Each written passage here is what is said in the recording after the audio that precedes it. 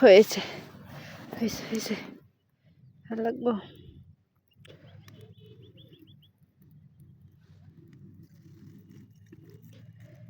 আর মাথাটা ভালো করে পুরাইতে হইব।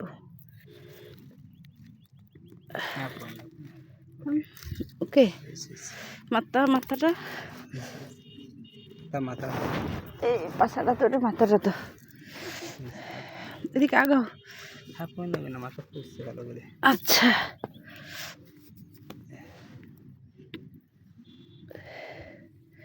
এখন একটু ধুয়ে নিয়ে আসবে না? ধুইলে এবার ভালো লাগবে না। তারও একটু ঠান্ডা হোক। দেখুন কত সুন্দর সেদ্ধ হয়েছে।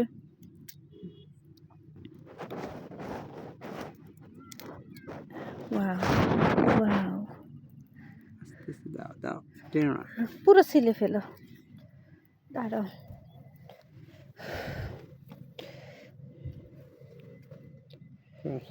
গাই নেই।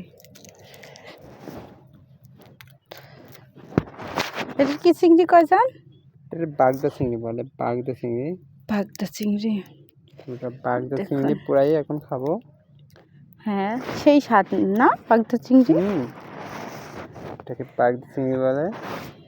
এখন দুইজনে আমরা এই বাগদা চিংড়ি খাবো। খুলনা অঞ্চলের আমাদের বিখ্যাত বাগদা চিংড়ি। আমাদের খুলনা অঞ্চলে এই বাগদা চিংড়ির জন্য খুলনা অঞ্চল বাগদা চিংড়ি, হন্যা চিংড়ি এবং গলদা চিংড়ির জন্য খুলনা অঞ্চল বিখ্যাত। তাই? হ্যাঁ। আমাদের বরিশাল অঞ্চলে এই চিংড়ি মাছ বিখ্যাত না, ওখানে এই চিংড়ি পাওয়া যায় না। গলদা চিংড়ি পাওয়া যায় কিন্তু সেগুলো অল্প পাওয়া যায়। এটাকে অনেকে আবার টাইগার চিংড়ি বলেও জানে।